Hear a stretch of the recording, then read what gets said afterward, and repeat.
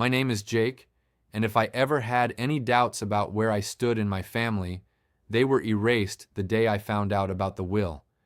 And no, it wasn't some dramatic sit-down where my parents looked me in the eye and explained their reasoning. I found out by accident. Pure dumb luck. It happened a few months ago. I was at my parents' house, the same house I had been helping them pay for over the past 5 years. Mortgage?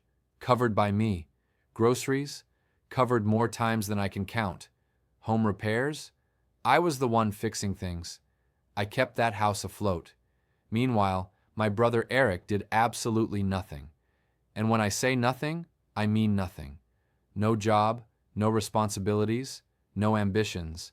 Just lounging around, living off our parents, waiting for life to hand him everything on a silver platter, which, apparently, my parents were only too happy to do. That day, I was helping my dad with some paperwork, because, as usual, neither of my parents could figure out how to handle anything that wasn't spoon-fed to them. My dad asked me to scan some documents for him, legal and financial stuff. I didn't think twice about it until I saw it, a folder labeled Estate Plan and Last Will and Testament sitting there in the pile. Now, I don't usually snoop, but curiosity got the best of me. After all, I'd been the one keeping them afloat. It wasn't unreasonable to wonder how things were set up for the future. So I opened it, and what I found made my stomach drop. Everything, and I mean everything, was going to Eric. The house, the savings, the assets. Not a single mention of me beyond a generic line about how they loved both their sons equally. Yeah, sure. Equally. That's why they made sure their golden child would inherit everything, while the son actually keeping them afloat didn't even get a footnote. I felt like a fool.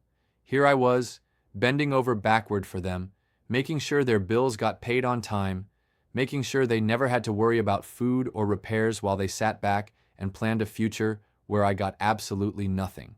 And Eric? He wasn't just lazy, he was entitled. He never lifted a finger, never contributed a dime, but somehow convinced them that he deserved it all. Maybe because he was the younger son, maybe because they'd always babied him, maybe because he knew exactly how to manipulate them. Whatever the reason, they made their choice. I sat there staring at the paper, my hands shaking from a mix of rage and betrayal. How long had they planned this? Had they always intended for me to just be their free financial safety net with nothing in return? Did they ever even appreciate what I did for them? Did they even care? I thought about all the late nights I'd spent helping them figure out bills, driving over to fix leaks, replacing broken appliances, running errands they couldn't be bothered to handle themselves. I thought about the countless weekends I spent at their house while Eric was off doing God knows what, and how every time they'd say, "You're such a good son, Jake." Empty words, apparently. Eventually, my dad noticed I wasn't scanning anything.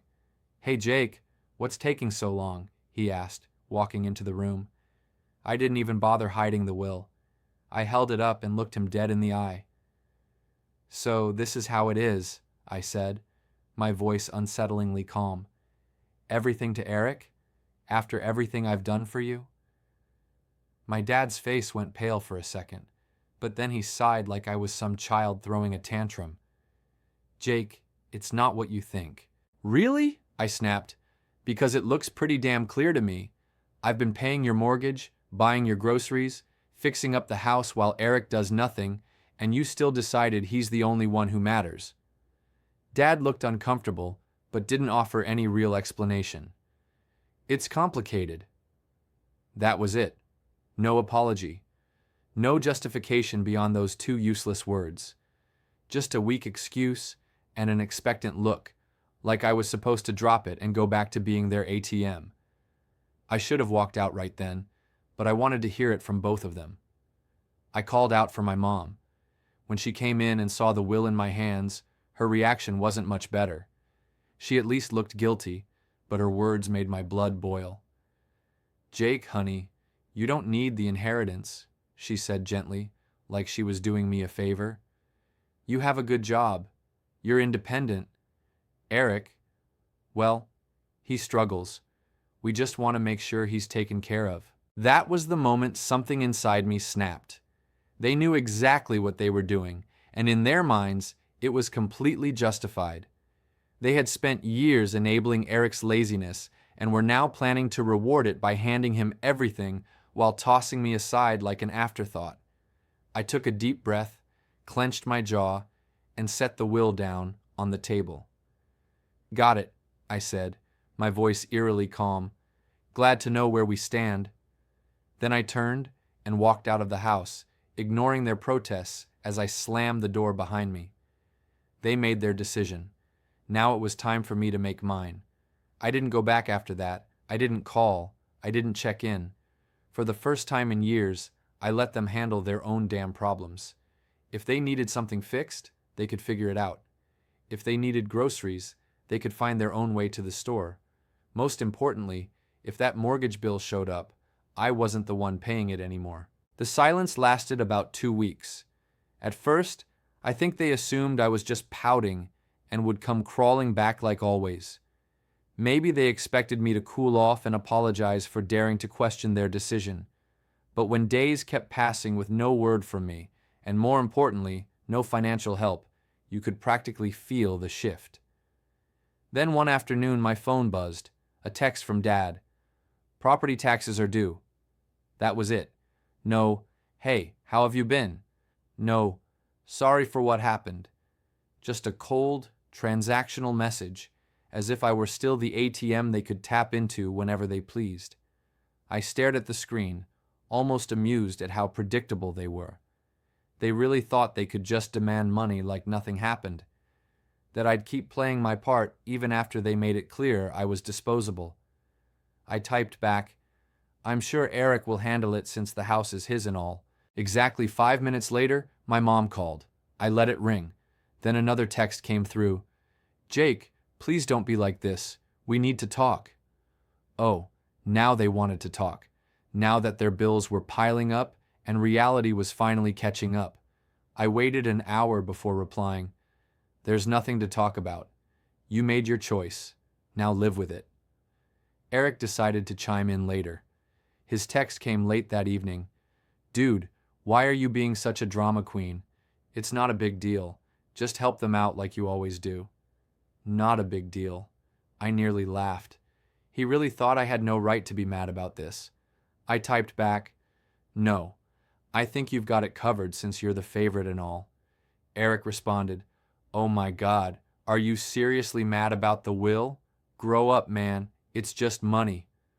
Oh, now it's just money. Now that it was his to inherit, suddenly it didn't matter. I shot back, "Then you won't mind using some of that money to pay the mortgage, right?" Silence. A few minutes later, my mom texted again, going full guilt trip mode. "Jake, we're your parents. Family takes care of each other. We did so much for you growing up, and now you're just abandoning us."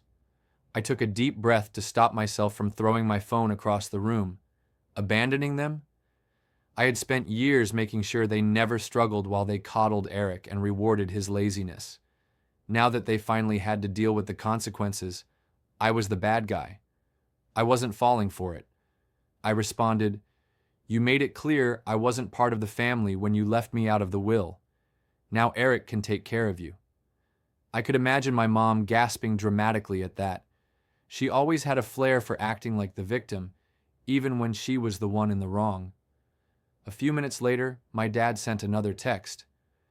"We're not asking for much, just enough to cover the mortgage for a few more months until we figure things out. Don't be selfish." Selfish. That word made my blood boil. I had been bailing them out for years, sacrificing my own money, time, and energy to make their lives easier. And how did they repay me? By making sure I got nothing in return. Now, when I was finally standing up for myself, I was the selfish one? I clenched my jaw, took a deep breath, and typed back, "No, I'm done." Then I turned off my phone. They made their choice. Now they were going to live with it. For weeks after that, I lived in peace for the first time in years. No phone calls begging me to come fix something. No guilt-tripping texts about how they couldn't manage without me. I started focusing on my own life again. I took on a promotion at work I'd been putting off because I was so busy managing their problems. I started seeing my friends again, reconnecting with people I hadn't had time for in years, and slowly, something strange happened. I realized how much better my life was without the constant weight of their expectations dragging me down. I realized I didn't need their approval. I didn't need their gratitude. I didn't even need their love if this was the version of love they offered. Because the truth is, some people will never change. Some people will always take until there's nothing left to give. And sometimes, the hardest but healthiest thing you can do is walk away. I wasn't bitter anymore. I was free. Free to finally live my own life on my own terms. Free to build a future that wasn't weighed down by people who only saw me for what I could provide them. Free to spend my energy on people who truly appreciated me. For the first time in my life, I chose me, and I don't regret it one bit.